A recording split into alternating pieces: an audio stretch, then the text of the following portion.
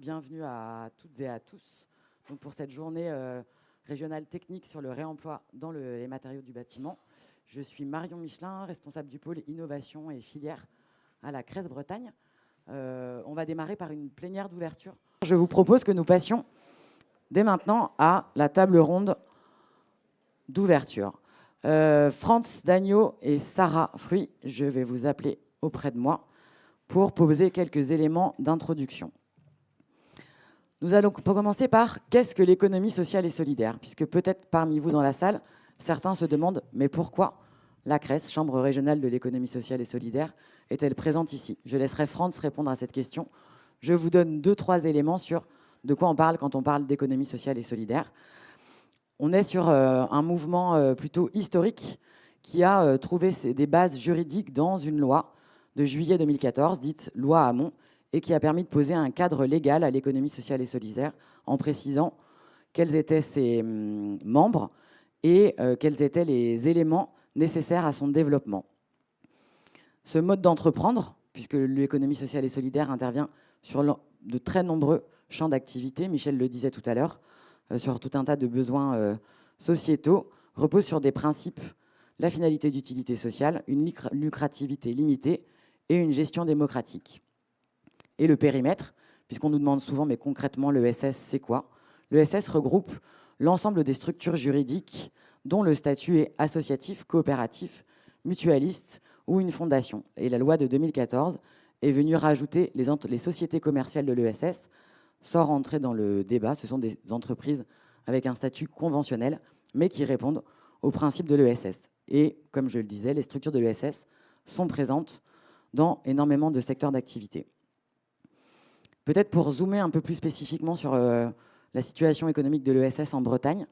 Aujourd'hui en Bretagne, l'ESS, c'est 12 700 établissements employeurs dans de nombreux secteurs, 164 000 salariés, presque 14% de l'emploi en région, un peu plus de 18% de l'emploi privé. Pour vous donner un ordre de grandeur, les services de l'État me soufflaient l'autre jour que les acteurs de l'ESS représentaient à eux seuls plus que l'agro-industrie et le tourisme réunis.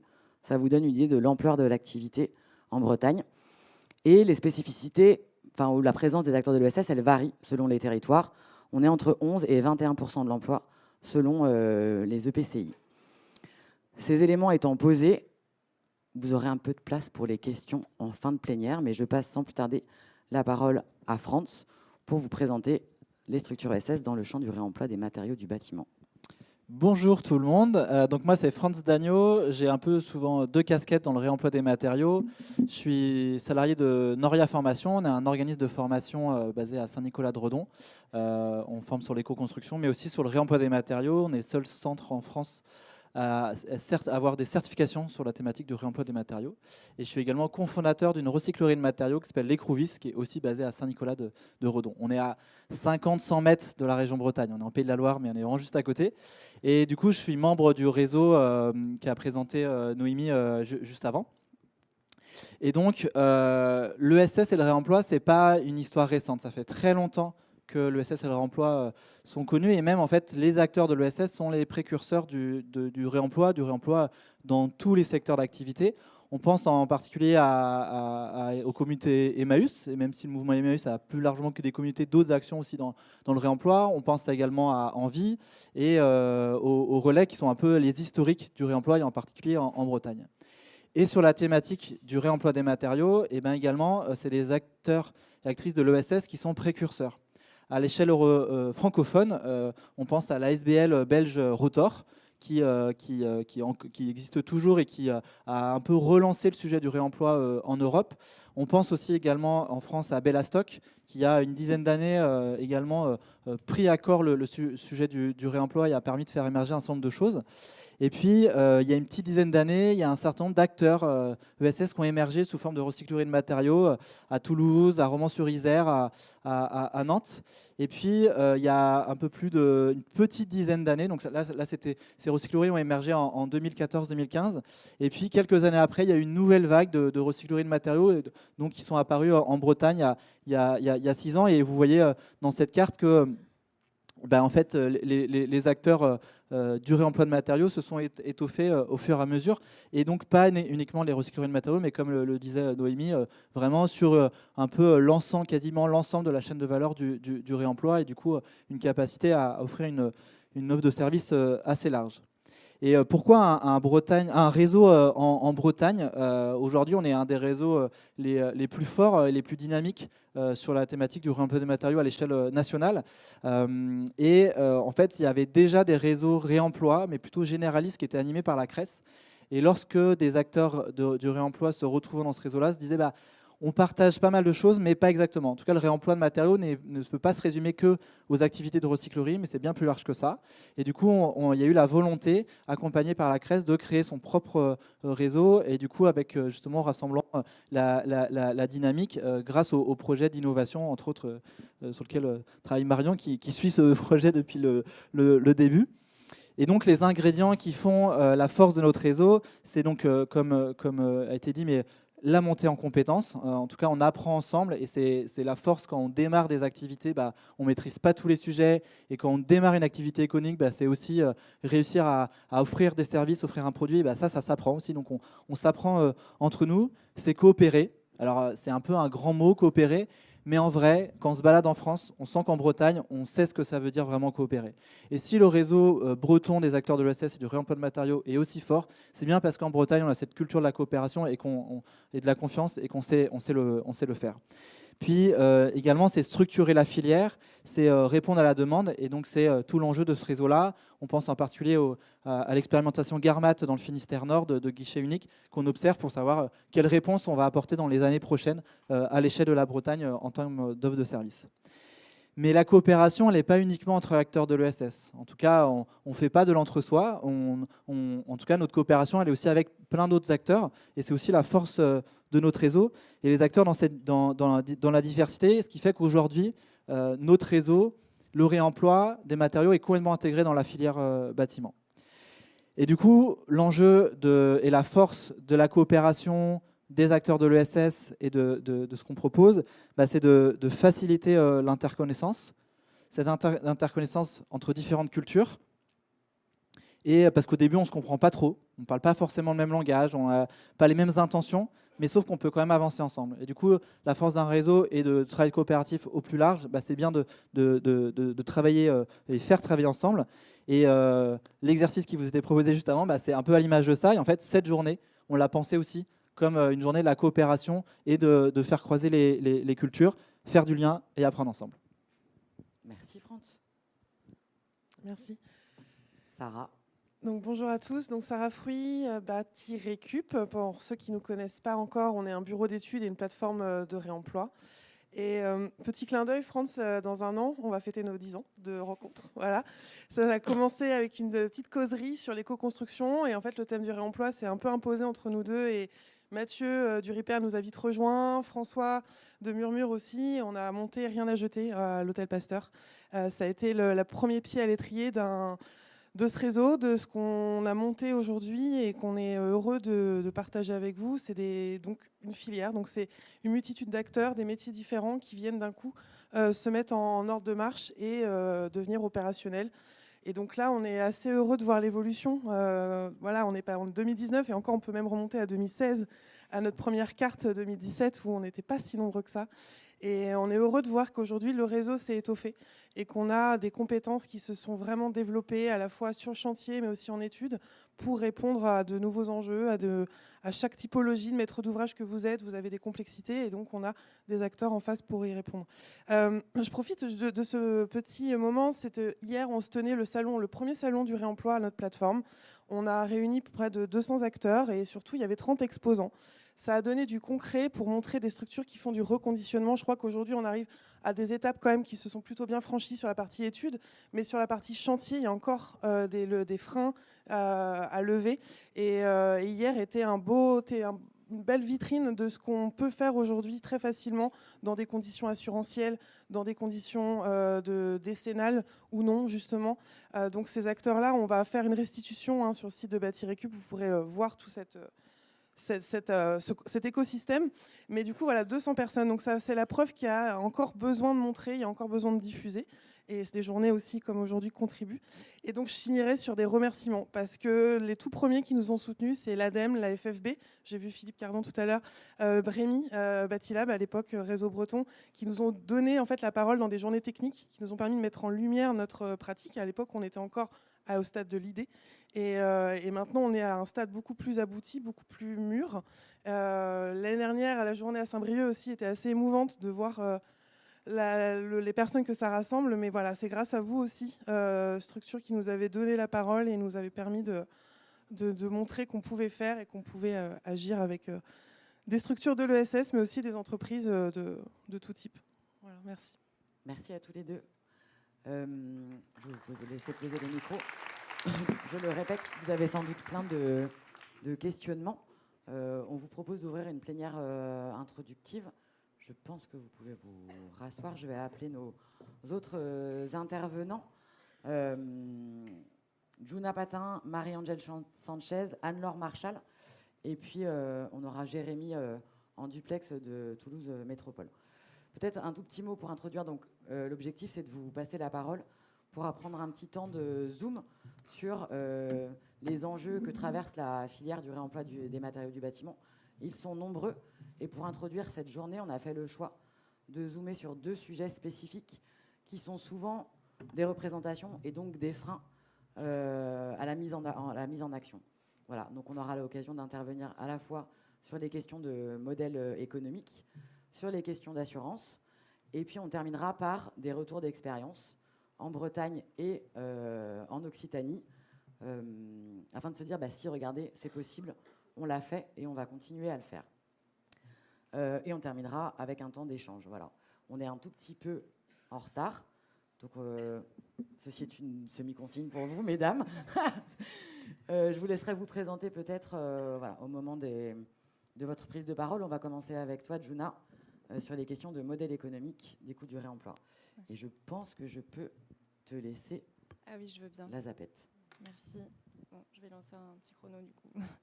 Bonjour à tous, je suis vraiment ravie d'être ici. Je viens de Cycle Up, donc on est une entreprise à mission, on est spécialisé sur le réemploi des matériaux de construction.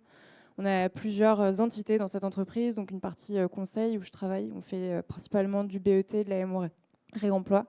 On a aussi opéré pendant très longtemps une marketplace multimatériaux qui aujourd'hui s'est resserrée sur les matériaux qu'on reconditionne en propre, donc on a aussi une partie reconditionnement. Voilà. Et donc aujourd'hui, je vais vous parler de ce sujet du coût qui pose beaucoup de questions. Combien coûte le réemploi ? On a tous déjà entendu sur des opérations que le réemploi, c'est bien, mais ça coûte plus cher. Et en réalité, c'est pas si simple que ça, heureusement. Et donc, je vais vous présenter quelques résultats d'une étude à laquelle on a participé en 2023-2024. Donc, c'est une étude qui était portée par l'Institut français de la performance énergétique du bâtiment, l'IFPEB, et qui a été menée sur 21 typologies de matériaux de réemploi, où on a essayé d'approfondir cette question du coût avec des éléments concrets. Donc voilà, l'objectif de cette étude, c'était de objectiver le coût du réemploi. Donc qu'est-ce que ça signifie objectiver ? Ça veut dire identifier l'ensemble des flux financiers, qui les portent, les acteurs qui les portent, et aussi décomposer les coûts, décrypter cette répartition pour identifier des leviers d'action et pour essayer de développer le réemploi aussi sur le volet économique, ou en tout cas développer un argumentaire sur ce sujet-là. Et donc pour convaincre, nous on s'en rend compte un peu sur les projets qu'on accompagne, il faut savoir compter. Et donc pour compter, il faut pour l'instant encore, parce que le réemploi n'est pas forcément la référence dans les projets, il faut pouvoir comparer avec le neuf. Donc c'est la méthodologie qu'on a essayé de travailler, d'avoir des éléments de comparaison. Et donc juste pour vous présenter quelques chiffres issus de ce travail, avant de vous présenter un peu les détails de la méthodologie et aussi du coup les limites. Donc le premier chiffre, c'est qu'en moyenne, le réemploi ne coûte pas plus cher. Donc voilà, première idée reçue. Mais attention, cette moyenne-là, en fait, elle cache des variations qui sont très importantes, et notamment un facteur différenciant sur le coût, c'est les gammes de produits neufs qui sont substitués par du réemploi. Donc si on compare par exemple à du bas de gamme, en fait on se rend compte que le réemploi peut s'avérer en général plus cher, notamment parce que y a toutes des étapes de tri, de dépose, de reconditionnement qui représentent une part importante et incompressible du coût global. Par contre, en revanche, dès qu'on monte en gamme sur les matériaux, le réemploi devient compétitif, voire avantageux dans certains cas, parce que le prix du neuf augmente plus vite que ce prix-là du réemploi. Donc le premier message, c'est que le réemploi n'est pas systématiquement plus cher, mais que ça dépend. Donc on est bien avancé. Voilà. Et donc pour rentrer un peu plus en détail dans cette approche, donc pour vous parler un peu de l'étude, donc c'est ce que j'ai dit, c'est que c'est une étude qui s'appuie sur une méthodologie comparée entre le réemploi et le neuf. Donc c'est pour ça qu'on a travaillé notamment avec des économistes de la construction, Alliance Économie, pour avoir cette approche-là. Et donc nous, en tant qu'AMO BET Réemploi et aussi opérateur d'une marketplace multimatériaux, on a apporté plein de chiffrages d'opérations de réemploi sur nos projets.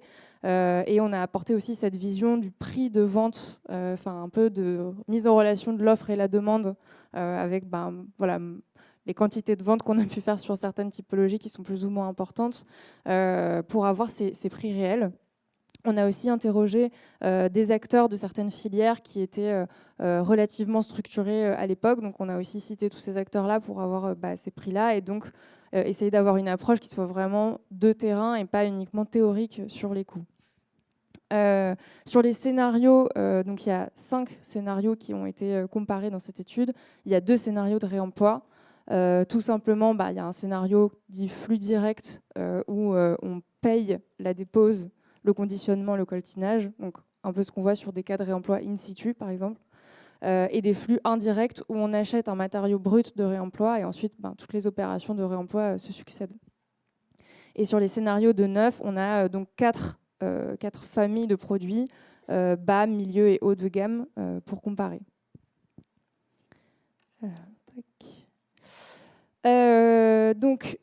Pour cette question du coup de l'équation économique de combien ça coûte, avec nos données sur ces 21 familles de matériaux, on a essayé de voir si une logique un peu se dégageait de tout ça. Donc une fois ces grands principes posés, on a créé un document de travail qui en réalité est devenu un outil qui est en accès libre aujourd'hui, qu'on a appelé très simplement la calculette coût. Voilà, c'est un très très grand tableur Excel et c'est un outil de comparaison des coûts qu'on a essayé de faire de la manière la plus fine possible avec les données qu'on avait à la base pour pouvoir tester des scénarios et répondre à des questions qu'on se posait sur les opérations qu'on suivait. Donc par exemple, qu'est-ce qui se passe si le chantier est éloigné du site de stockage? Qu'est-ce qui se passe si les matériaux doivent être garantis? Qu'est-ce qui se passe s'ils doivent être reconditionnés? Qu'est-ce qui se passe, est-ce qu'on peut optimiser les coûts si on mutualise la logistique entre plusieurs opérations, etc. Donc on a essayé de détailler au maximum nos hypothèses pour que l'outil soit exploitable et qu'on puisse avoir des coûts unitaires qui correspondent à quelque chose. Donc, par exemple, on a indiqué où est-ce qu'on stockait les matériaux. On a un prix du stockage qui est lié très très directement à l'endroit où c'est stocké. Donc à Paris, ce ne sera pas le même prix. S'il y a un levier sur le foncier, ce ne sera pas le même prix, etc. Donc un coût unitaire de stockage. Un coût de transport par kilomètre. Une hypothèse aussi sur le remplissage des camions, le nombre d'allers-retours, quelles étapes on a en fait dans les différents scénarios. Pour la requalification, on a pris aussi une hypothèse sur la taille des lots qui sont testés, parce que évidemment, quand on fait des essais de requalification, on optimise aussi les coûts si les lots sont plus importants. Donc voilà, on a essayé de détailler ces hypothèses pour que l'outil soit exploitable et le plus objectif possible. Voilà. Et donc oui, effectivement, les coûts présentés sont du point de vue d'un maître d'ouvrage, mais ça peut... ça pourrait clarifier un peu où est-ce qu'on se situe aussi. Pour illustrer un peu tout ça, donc là, ce que vous voyez sur la droite dans l'étude, c'est le travail qu'a fait l'économiste Alliance Économie pour chacune des familles de matériaux. Il a identifié les matériaux neufs substitués, les gammes de produits substitués par le réemploi pour que ce soit un peu parlant et qu'on sache à quoi on compare.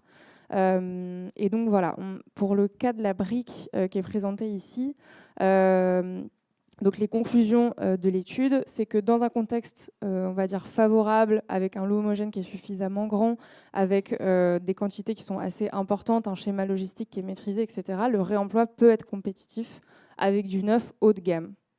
Donc voilà, à prendre avec des pincettes parce que c'est des chiffres qui datent de 2023-2024. Entre-temps, il s'est passé plein de choses sur les briques, mais voilà. Sur les portes, à l'époque, notre conclusion, c'était que ça pouvait être compétitif dès le milieu de gamme. Sur les chemins de câbles, que ça dépendait énormément du chantier, de la logistique, etc. Donc voilà, toutes ces conclusions. Tout ça pour dire qu'il n'y a pas de vérité unique et que chaque famille de matériaux possède un peu sa propre équation économique. Voilà, et donc pour essayer de comprendre aussi où se trouvaient les leviers d'optimisation, on a aussi regardé la question de la répartition des coûts sur les différents postes.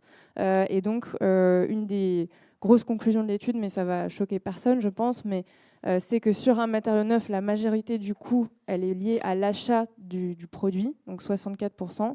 Alors qu'en réemploi, on change la donne et c'est plus l'achat le poste le plus important, mais la valeur se déplace en gros vers la main-d'œuvre et la logistique.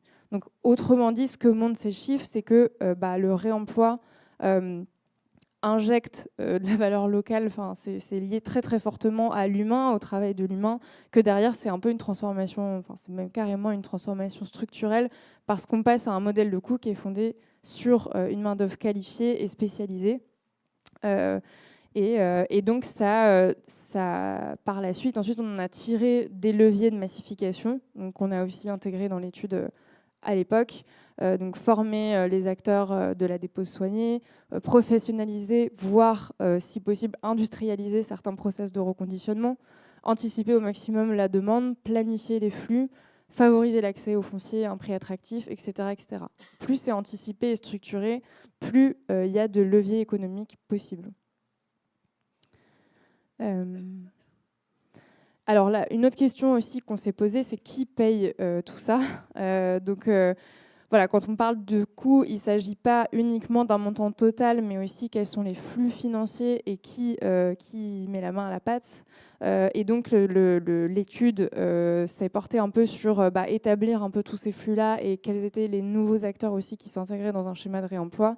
Et donc évidemment, la conclusion, mais pareil, je ne vous apprends rien, c'est que le réemploi introduit des nouvelles étapes dans le cycle de vie du matériau et que du coup, il y a une redistribution des flux financiers entre les acteurs.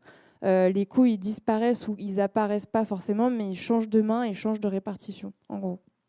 Donc, par exemple, ce qui relevait avant du fournisseur de matériaux peut devenir, dans certains cas, une charge pour la maîtrise d'ouvrage, l'entreprise ou un acteur qui est spécialisé dans le réemploi.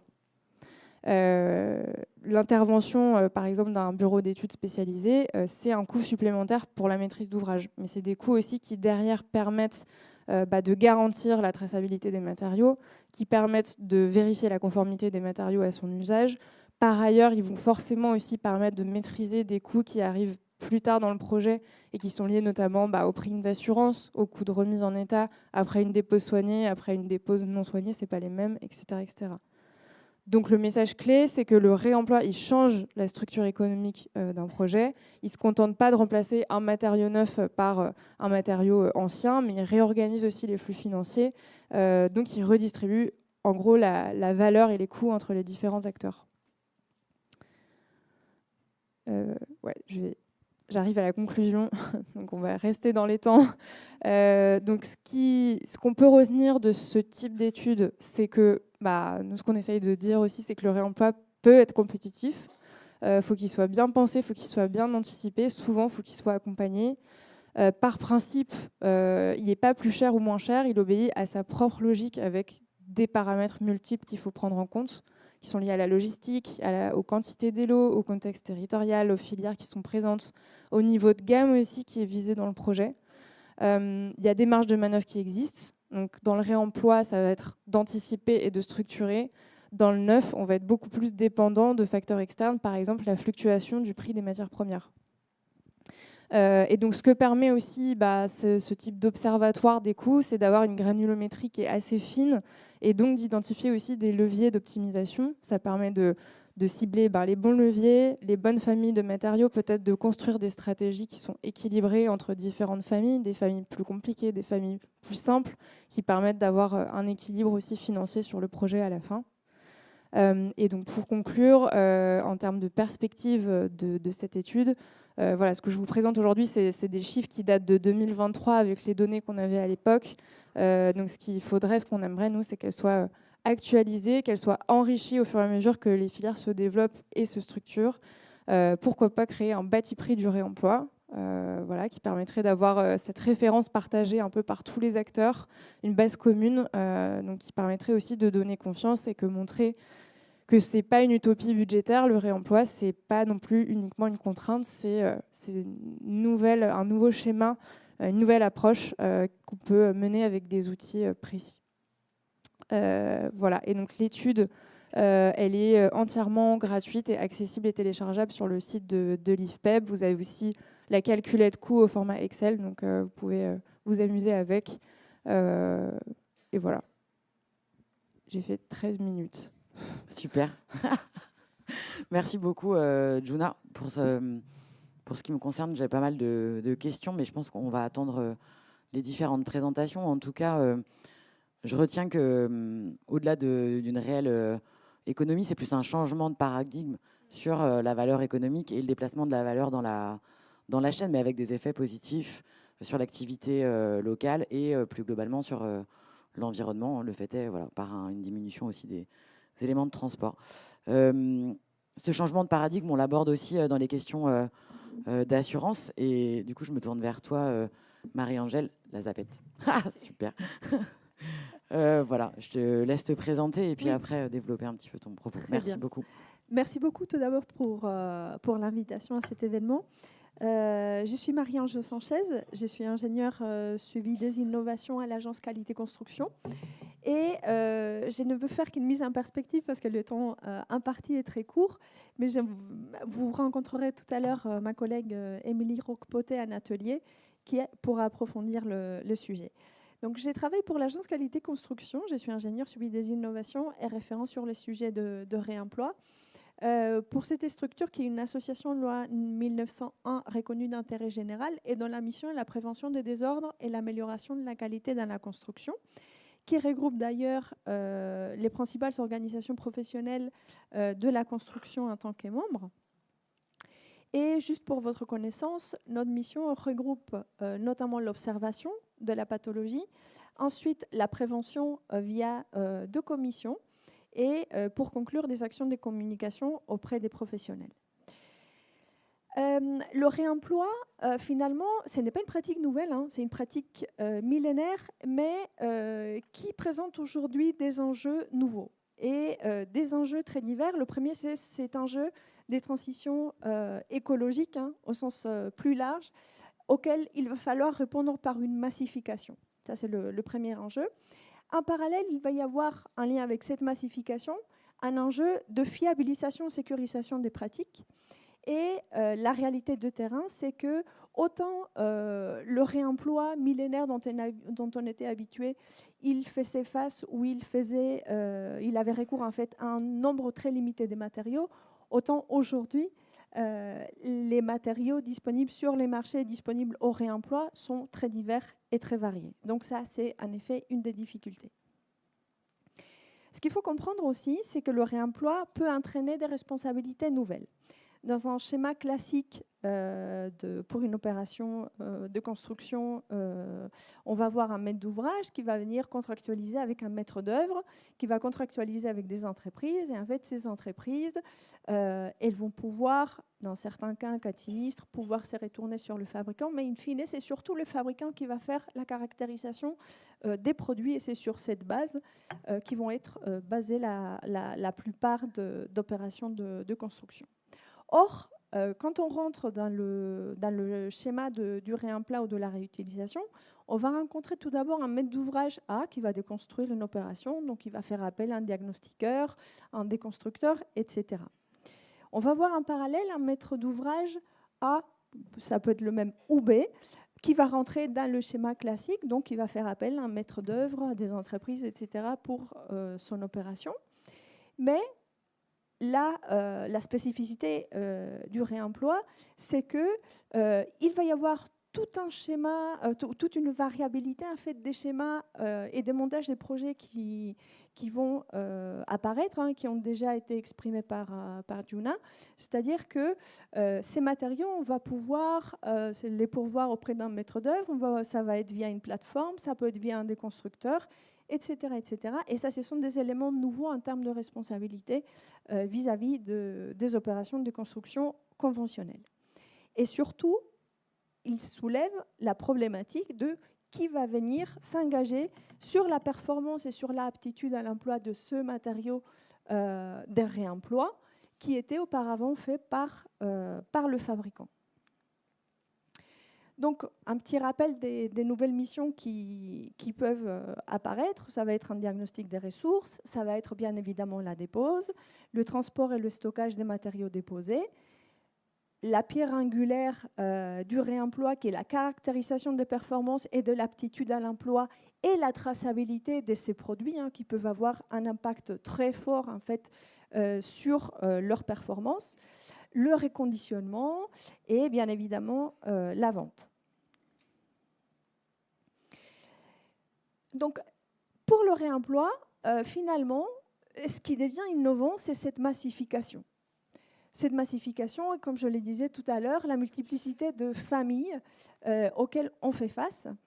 Et en fait, ça rentre dans un schéma qui est tout à fait classique, hein, dans le monde de la construction.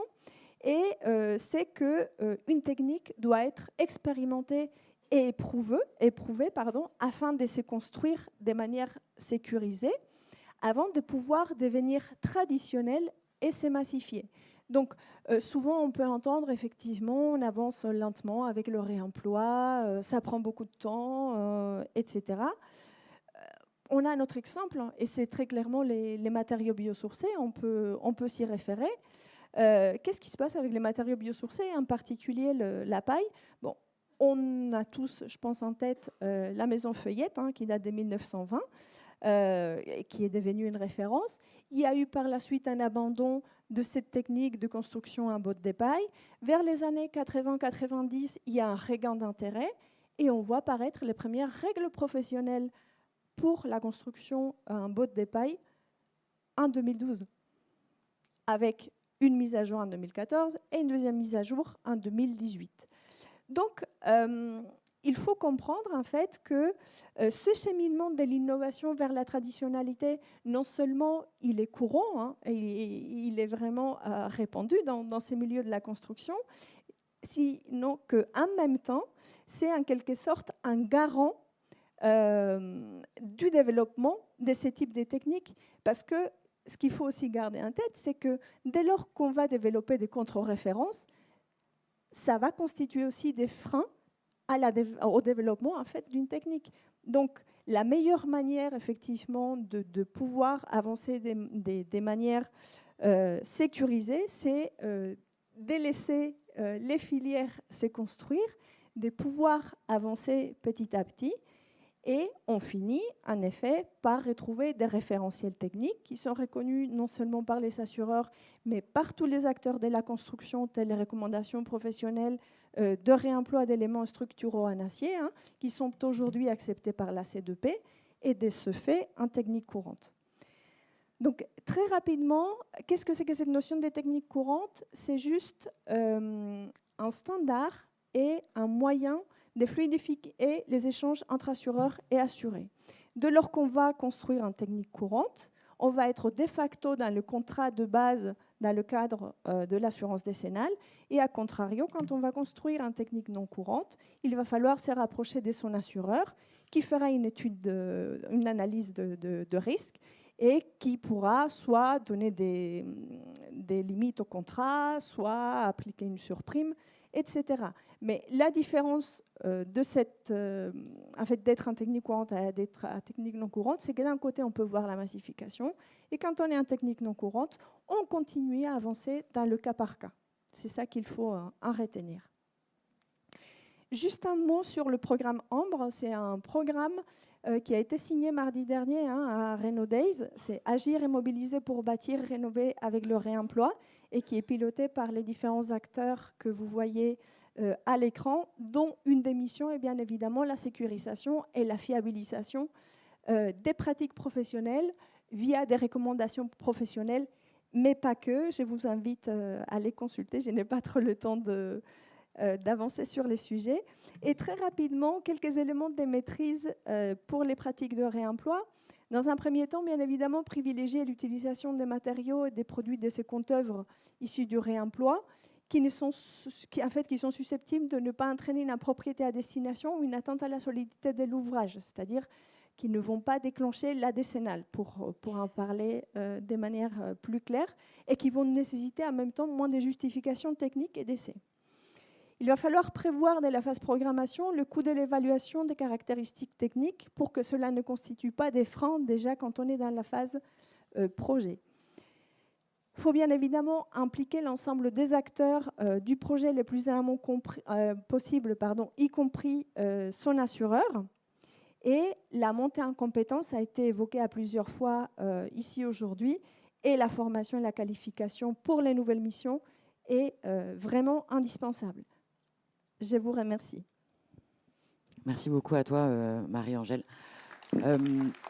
Alors, l'objectif de cette journée, c'est de vous donner envie de franchir le pas et de contribuer à la massification du réemploi dans le champ des matériaux du bâtiment. Avec ces éléments sur les modèles économiques, sur l'assurabilité, ça amène pas mal de questions. Et pour autant, certains et certaines l'ont fait. Voilà. Et l'idée, c'est de vous donner un petit peu envie, enfin, de pouvoir revenir sur des témoignages. Donc, avec Anne-Laure Marchal du réseau Bruded et Jérémy Bernard de Toulouse Métropole. Je ne sais plus exactement ce qui était prévu. Je crois qu'on commence par Jérémy. Je me tourne vers la technique qui doit nous... Voilà, super. Bonjour Jérémy, bienvenue. Je ne sais pas si tu nous vois bien. Peut-être... Je vous vois et je vous entends. Bonjour à toutes, bonjour à tous. Super. Je vais te laisser te présenter en quelques minutes et puis ensuite... voilà. Et sur le PowerPoint, je pense que c'est moi qui ai la main, donc n'hésite pas à me dire quand tu souhaites qu'on change de slide. Alors non, ça c'est Bruded d'abord. Alors excusez-nous, hop, hop. Voilà. Donc bonjour à toutes, bonjour à tous. Donc moi je suis Jérémy Bernard, je travaille à Toulouse Métropole, à la direction implantation économique, et je suis coordinateur du projet européen Life Waste to Build. Pour revenir un petit peu en arrière, la métropole de Toulouse a conduit une étude de métabolisme économique en 2019, qui était une étude une analyse des entrées-sorties économiques du territoire, qui a montré la forte dépendance à l'extérieur du territoire au niveau économique, et qui montrait que si on ne circularisait qu'une partie de l'économie, on aurait beaucoup de revenus supplémentaires créés au niveau local et une forte création d'emplois également. Du coup, beaucoup d'intérêts économiques qui ont poussé les élus à écrire une stratégie métropole de l'économie circulaire pour 2030. Donc cette stratégie, qui s'inscrit dans la logique du plan climat et du SPASER, du schéma de promotion des achats responsables, comporte 3 feuilles de route. Je ne vais pas rentrer dans le détail, mais en tout cas, il y a une feuille de route qui était bâtir la métropole avec les ressources du territoire. Dans le cadre de cette feuille de route a été développé un projet pilote, un chantier pilote. Au lieu de faire une démolition classique, a été fait une déconstruction en visant à valoriser un maximum les ressources. Et il y a eu des résultats très intéressants qui ont montré vraiment qu'au niveau économique, au niveau environnemental, au niveau social, c'était très pertinent. Et donc, du coup, de là est née l'idée de construire un projet et de le proposer à l'Europe, donc dans le cadre du programme LIFE, pour un financement. Donc, c'est un financement qui a été obtenu pour un début de projet en septembre 2021 jusqu'à mars 2026, avec un budget de plus de 2,7 millions, cofinancé à 55% par l'Europe. Donc, Toulouse Métropole est le coordinateur. On a 6 partenaires, une association locale cinétique que vous allez rencontrer cet après-midi dans un atelier, l'INEC, l'école de commerce de Toulouse TBS, le CSTB, Envirobat Occitanie et la fédération locale du BTP. Donc, l'idée, c'était de...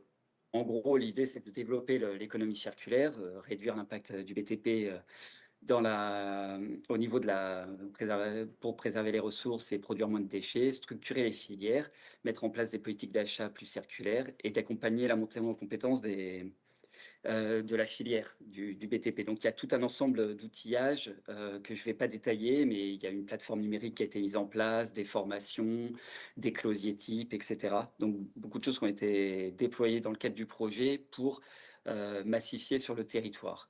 Il y a des chantiers exemplaires donc, qui ont été sélectionnés. Il y en a maintenant 75 qui sont lancés avec un accompagnement spécifique pour développer l'économie circulaire sur ces chantiers. C'est des chantiers de tout type, des publics, des privés. Ce n'est pas uniquement les chantiers dont on est maître d'ouvrage.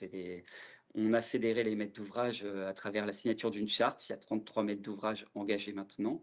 Et ces chantiers exemplaires sont donc publics-privés, de rénovation, construction, déconstruction, des aménagements publics également. Et on a, sur ces chantiers-là, posé comme objectif 85% de valorisation matière au lieu des 70% imposés par la loi. Et au niveau de la construction, l'intégration de 5% de matériaux de seconde main en valeur financière des fournitures. Donc, slide suivante. Pour donner un exemple, donc j'ai choisi de vous parler de l'école élémentaire Bénézé. Déjà, parce qu'une école, tout le monde voit ce que c'est. Il y en a partout, donc je me suis dit que ça parlerait à tout le monde. L'école, ce qui est intéressant également, c'est que c'est un bâtiment avec des enjeux d'accessibilité et de sécurité au plus haut niveau. Donc, si c'est faisable dans une école, c'est faisable quand même sur beaucoup de chantiers. Et puis, ce qui est intéressant sur cette école, c'est qu'il y a eu les différentes formes de réemploi et de valorisation par l'économie circulaire possible. Donc, cette école, c'était un ancien bâtiment qu'il a fallu déconstruire pour reconstruire un bâtiment plus adapté aux besoins. Donc, slide suivante, s'il vous plaît. Alors voilà, là c'est pour vous montrer, je ne vais pas rentrer dans le détail, mais pour vous montrer la nécessité d'accompagnement pour passer du mode de construction classique, déconstruction, construction classique. Là, c'est toutes les étapes sur lesquelles Cinétique intervient pour accompagner la maîtrise d'ouvrage, à faire en sorte qu'on ait un bilan favorable. Donc, vous voyez, du diagnostic à la prescription, à la conception, à l'exécution de chantier et enfin au bilan. On voit qu'il y a plein d'étapes qu'il faut accompagner. Il faut accompagner les acteurs pour apprendre à faire autrement et à créer justement tous les liens qui ont été évoqués précédemment, les liens nouveaux, par exemple au niveau de l'assurabilité ou les nouvelles contractualisations qu'il y a entre les différents acteurs. Donc, je ne rentre pas dans le détail, mais ça, c'est pour montrer les besoins d'accompagnement. Donc, ce qui est intéressant, c'est que ça permet ce projet-là permet de montrer les différentes solutions de réemploi et de valorisation des ressources. Donc là, il s'agit de l'ancien parquet. On a là ce qu'on appelle le réemploi ex situ, c'est-à-dire que le parquet a été déposé dans l'ancienne école, a été récupéré et réemployé ailleurs. Donc là, on est vraiment sur du réemploi ex situ. Donc, il y a des lavabos, des chemins de câbles, des faux plafonds, etc. Donc ça, c'est faisable avec plein de ressources. Donc là, il y a eu 4,3 tonnes en réemploi ex situ. Slide d'après, s'il te plaît. À titre d'exemple, là, c'était les panneaux de fibralite qui ont été réemployés. Ça me permet d'illustrer une action qu'on a mise en place sur la construction d'une tiny house en outil de démonstration et de communication sur le territoire. Et donc là, les panneaux de fibralite ont été utilisés dans la tiny house, qui a été construite donc à 99% de matériaux de réemploi. Là, il y a quasiment que la huisserie, que la quincaillerie en fait qui a été neuve.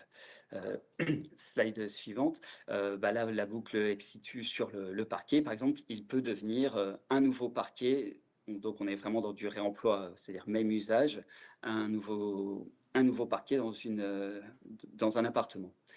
Slide d'après, la grosse réussite de ce chantier, c'est le réemploi des menuiseries. Les menuiseries extérieures, c'est très complexe, voire c'est très difficile de faire du réemploi de menuiseries. Là, les menuiseries d'école ont été déposées par une entreprise qui avait à la charge la dépose et la repose de ces menuiseries dans le nouveau bâtiment. Ce qu'on a pu faire pour, j'allais dire contourner, c'est pas exactement le mot, mais les menuiseries, elles ont pu répondre aux exigences thermiques actuelles parce qu'en fait, elles sont réemployées dans une coursive. Et donc, du coup, leur qualité thermique suffisait pour l'isolation de cette coursive. Et donc, on a ces 44 menuiseries comme ça qui ont été réemployées et qui sont déployées dans la nouvelle école, qui ont permis aussi une écriture architecturale assez intéressante que vous pouvez voir dans la photo du bas. Donc ça, c'est une belle réussite du projet qui a nécessité beaucoup de travail sur la qualification et l'assurabilité. Autre exemple, là, c'était pour montrer autre chose. Avec la même ressource du plancher, on peut faire ce qu'on appelle de l'upcycling, du surcyclage en français. C'est-à-dire que le bois peut être utilisé, par exemple, pour faire du mobilier intérieur. Donc là, vous voyez la banque d'accueil, par exemple, qui a été faite avec ce mobilier, ou encore les tablettes au-dessus des porte-manteaux. C'est le bois de l'école qui revient à l'école, mais sous un autre usage. Slide d'après, s'il vous plaît. Alors là, c'est un autre. Là, on est en approvisionnement à partir d'un stock dormant. En gros, on voit que les refus de chantier ou les stocks qui ne sont pas employés, qui ne sont pas de taille suffisante. Là, par exemple, un panachage du carrelage a permis l'utilisation et de donner une seconde vie à ces carrelages dont les stocks n'étaient pas suffisants pour faire un lot homogène. Voilà. Autre exemple, c'est du bois de bardage que vous voyez en bas à droite. C'était un refus, c'est du bois déclassé en fait, qui a été refusé sur un chantier et donc qui a été récupéré là pour ce chantier et pour assurer un bardage qui convient tout à fait. Slide suivante. Il y a un autre exemple dont je n'ai pas parlé. Donc, en fait, on a le réemploi in situ, c'est-à-dire on prend sur place, on réutilise sur place avec le même usage. Le réemploi ex situ, c'est-à-dire qui va être utilisé sur un autre chantier à l'extérieur. Il y a l'approvisionnement extérieur aussi. Sur la construction neuve, on est allé chercher des matériaux, par exemple du bac acier d'un autre chantier, qui a été déposé sur un autre chantier, qui a été réemployé sur cette école. Et aussi, il faut savoir que le projet vise à développer l'économie circulaire au sens un peu plus large, c'est-à-dire qu'il y a le béton qui a été concassé de la démolition de l'école, a été concassé pour faire du granulat de béton recyclé et pour être utilisé non pas en remblai comme très souvent, mais qui a été utilisé pour de la formulation de nouveaux bétons qui a permis la construction d'un collège. Donc vous voyez qu'on a plein de solutions possibles en fait pour développer l'économie circulaire sur un chantier. Ce qui est très important, nous, sur nos chantiers exemplaires, c'est d'avoir une traçabilité très précise de toutes les ressources, de tout quantifier, y compris au niveau économique, de voir quelles sont l'économie de matière, quelles sont les économies CO2 qu'on peut faire en faisant des calculs pour chaque matériau. Et on fait aussi, je crois que c'est slide d'après, voilà, ce qu'on voit aussi, c'est, oui, non, c'était celle-là, voilà, on voit aussi que en comptabilisant les emplois, on voit vraiment une création d'emplois dès qu'on met en place ces solutions.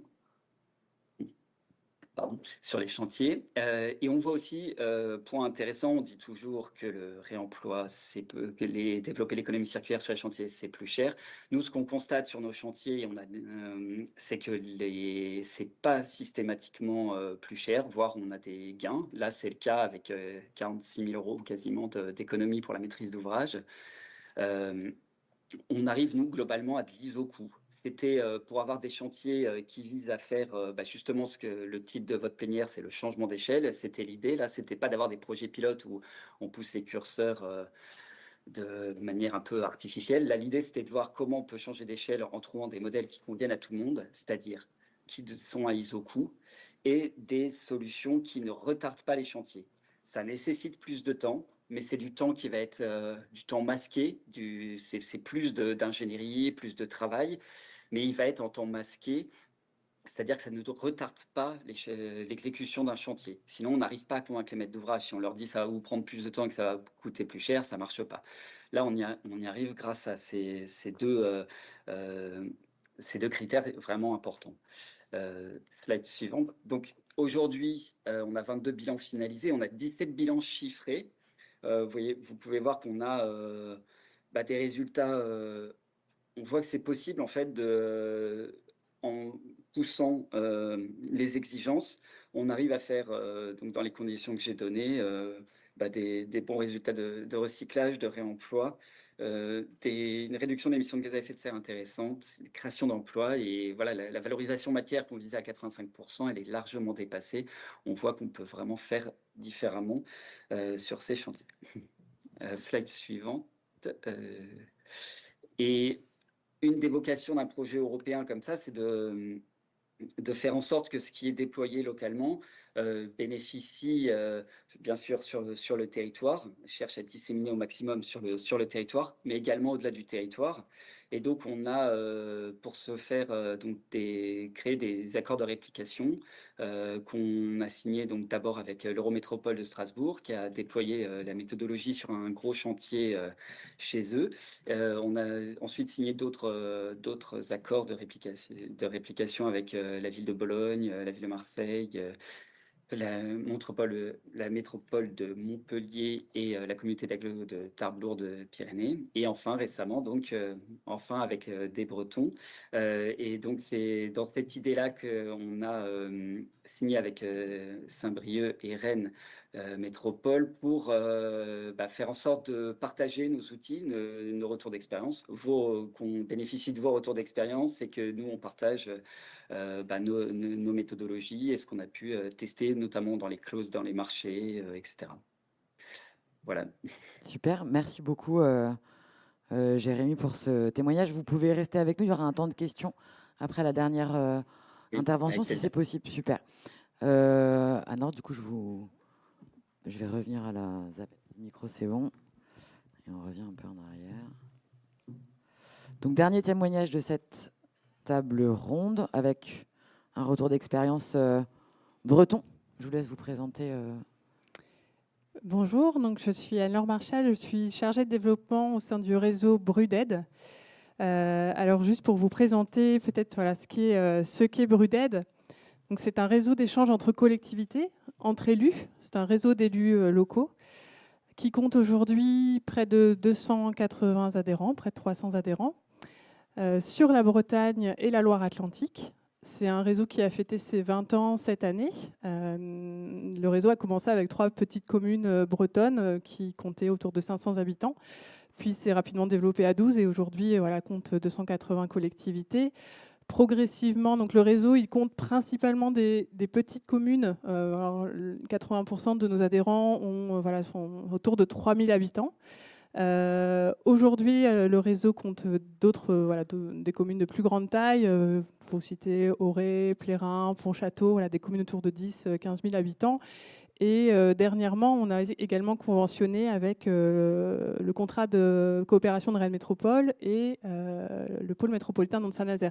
Voilà, c'est pour dire que c'est un réseau quand même constitué principalement de petites communes, mais qui coopèrent avec les plus grandes et des territoires élargis. Alors, je suis ici, à quel titre je suis chargée de développement. On fait partie d'une équipe de 11, on est 11 au sein de l'équipe Bruded, mais c'est un réseau d'élus qui est administré par des élus. Ce sont les élus qui décident des sujets qu'on va traiter dans l'année. On travaille aujourd'hui sur les 9 thématiques. Donc, c'est un réseau d'élus locaux engagés autour du développement durable dans les transitions écologiques. Le réemploi, aujourd'hui, je viens de parler du réemploi, il se situe à la croisée de beaucoup de thématiques. On a parlé de transversalité tout à l'heure, j'ai entendu ce terme-là lors de présentation. Donc, le réemploi, on va le retrouver au sein des expériences dans l'aménagement et l'urbanisme, au sein d'expériences qui vont traiter de l'économie locale. Ça traite aussi notamment des questions de démarche globale et participative, parce que les projets qui traitent du réemploi, en tout cas les retours d'expérience qu'on a, vont également chercher les habitants. On parle également d'environnement, de biodiversité et puis d'équipement public. Les objectifs de l'association, c'est de faire du partage d'expérience. Ce sont des élus qui ont fait, qui vont partager à des élus qui souhaitent faire des projets qui sont réalisés. L'idée, c'est vraiment de montrer, de donner envie et de voir comment les élus qui ont défriché, qui ont été précurseurs sur une thématique, ont relevé des freins techniques, administratifs, juridiques, mais aussi culturels. Tout à l'heure, on en parlait avec Marie-Claire qui va témoigner tout à l'heure des freins culturels. Donc comment on fait cette transmission et cette transmission d'expérience par plusieurs biais. On organise notamment des visites. Donc aujourd'hui, je suis venue accompagner d'élus, puisque c'est un réseau d'élus. Donc j'ai Marie-Claire Boucher qui est maire de Saint-Georges-de-Raintembault, une commune de 1530 habitants en Ille-et-Vilaine. Et puis je suis venue également accompagner de Guillaume Baudenez, ici au premier rang. Il me disait qu'il n'avait pas l'habitude d'être au premier rang. Donc maire de Dirinon, dans le Finistère, 2400 habitants. Et ce sont ces expériences-là que vous aurez le plaisir, pour ceux qui se sont inscrits à la mini-conférence, je ne sais plus comment elle s'appelle, mais en ruralité également, on développe le réemploi. Ils présenteront les expériences. Donc je ne vais pas rentrer finement dans le récit de ces expériences-là. Elles vous seront présentées tout à l'heure. Et donc ces deux projets ont fait l'objet de visites. Dernièrement, on est allé du coup voir le projet du pôle du Rouzic à Dirinon. Donc c'est un ancien EHPAD, une ancienne maison de retraite qui a été réhabilité en pôle de service. Voilà, mairie, médiathèque, salle polyvalente, tiers-lieu. Donc là, un projet de bâtiment. Et Marie-Claire, tout à l'heure, vous présentera un projet qui a été un projet d'aménagement. Là, on est sur un projet de rénovation d'une place publique, la place de la mairie. Le projet a été finalisé en 2022 et donc elle vous présentera le projet plus finement. Donc on organise des visites, on fait participer donc les élus à des temps d'échange, des rencontres. Nous, en tant que chargé de développement, on capitalise. C'est pour ça qu'on est souvent avec un cahier, on note beaucoup de choses. On n'est pas du tout expert en fait d'une thématique précise. On est vraiment généraliste. On accompagne, on soutient les collectivités dans leurs projets. Donc, on traite en effet de nombreuses thématiques, mais on essaye de ressortir en fait des différents projets qu'on suit, une synthèse, notamment les leviers et quels ont été les écueils, quels ont été les freins qu'ont rencontrés les collectivités et comment elles les ont surtout dépassés. Et voilà. Donc on capitalise ces projets en mettant en avant du coup les points de vigilance, les leviers, les clés de réussite. Et puis on peut également du coup, fort de ces expériences-là, accompagner d'autres projets. On parlait tout à l'heure de la thématique des matériaux biosourcés. C'est vrai qu'on fait, on fait en tout cas ce parallèle nous au sein de l'association, parce qu'en 2005, quand l'association s'est créée, les élus qui ont porté des projets, les thématiques étaient celles-ci, l'éco-construction, l'intégration des matériaux biosourcés dans la construction et la question aussi de la restauration locale, voilà, donc via des projets de retour en régie de cuisine. Aujourd'hui, le réemploi, c'est une thématique qui est assez émergente dans le réseau, mais on est fort de cette expérience-là, de la capitalisation sur les matériaux biosourcés, et on retrouve les mêmes freins, voilà, techniques, administratives, culturelles, et donc on peut faire ce parallèle-là. Mais aujourd'hui, dans le réseau, c'est vrai que des projets qui intègrent le réemploi, on est encore sur un volet côté précurseur. Nous, on a des capitalisations, mais on en a encore assez peu, et les élus qui y vont sont vraiment des précurseurs. On a aussi en ce moment, je voulais vous en parler, on a un programme d'action autour de la préparation des municipales qui arrivent. Donc n'hésitez pas à aller regarder. Sur le site, vous retrouvez tous les projets qui ont été capitalisés en accès libre. Tout est en accès libre sur le site de Bruded. Et je voulais vous parler de ce programme d'action pré-municipale où on va avoir tous les mois des présentations flash sur des thématiques variées. On en a une du coup sur la restauration locale. La prochaine, ce sera sur l'animation de tiers-lieux. On va évoquer différentes thématiques. Donc je vous en dis pas plus sur les expériences qui vont être présentées, mais juste peut-être retenir 2 citations. Marie-Claire, Guillaume, j'espère que vous ne m'en voudrez pas de faire un petit teasing de votre présentation de tout à l'heure. Moi, je retiens, par exemple, pour l'expérience de la place de la mairie, le besoin d'accompagnement vers un changement culturel. Tu me disais tout à l'heure, Marie-Claire, le projet de la place, il est tellement intégré qu'il ne se voit pas, finalement. Enfin, on voit presque pas, en fait, que c'est un nouveau projet. Et comme tu me disais, on a acheté une méthode plutôt qu'un projet. Donc on parlera plutôt de la méthodologie et ce changement de paradigme dans l'accompagnement et dans l'accompagnement aussi des usagers à un projet qui fait appel au réemploi. Et pour dire non, si je retenais quelque chose pour vous donner envie d'aller justement cliquer sur en savoir plus,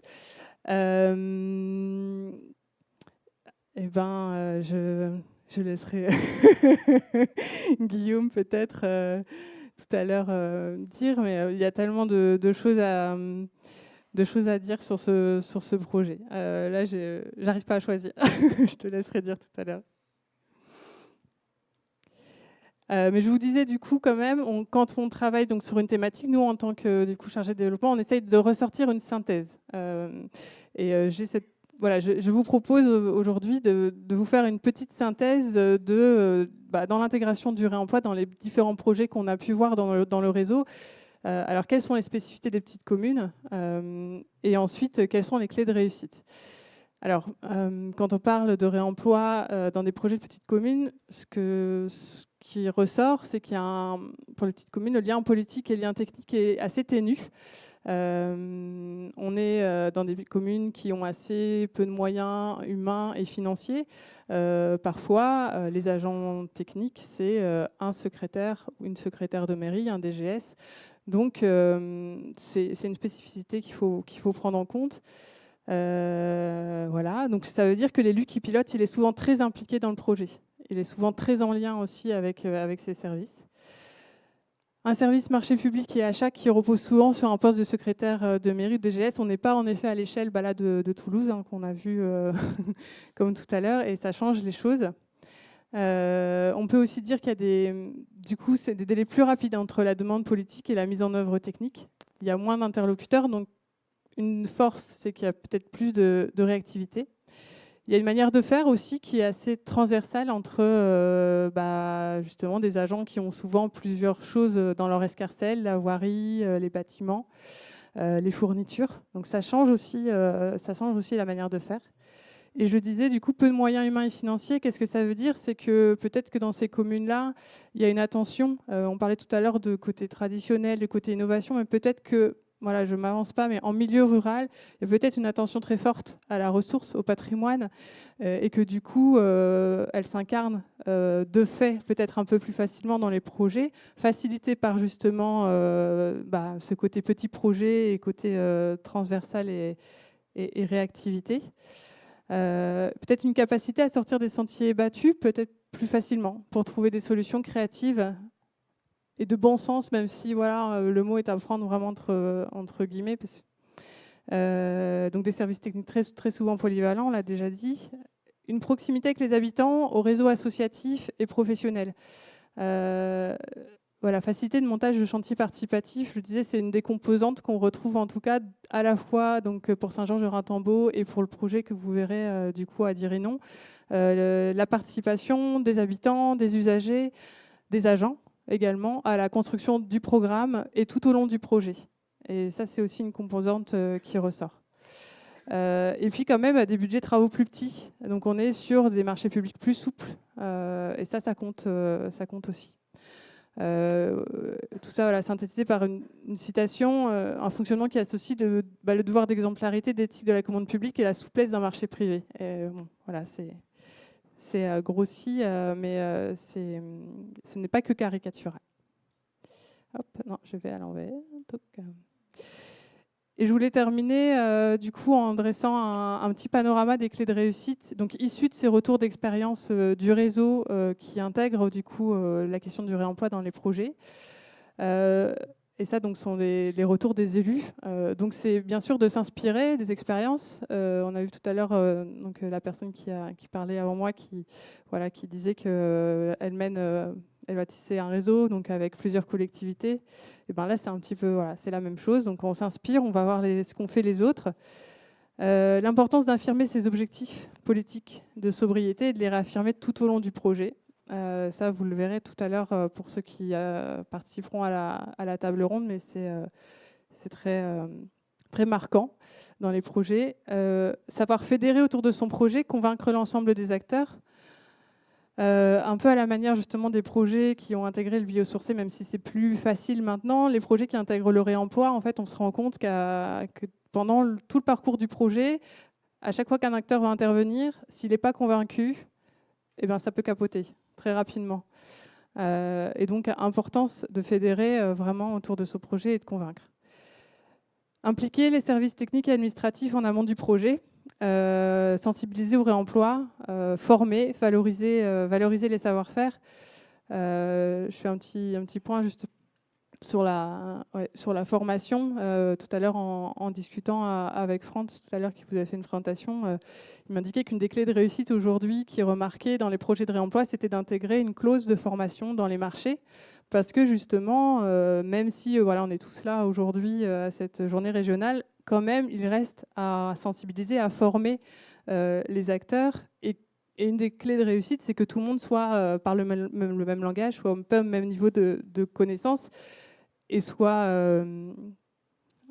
convaincu du projet. Et donc cette clause de formation, je repars déjà avec une petite astuce concrète à partager avec les élus, à intégrer dans les projets.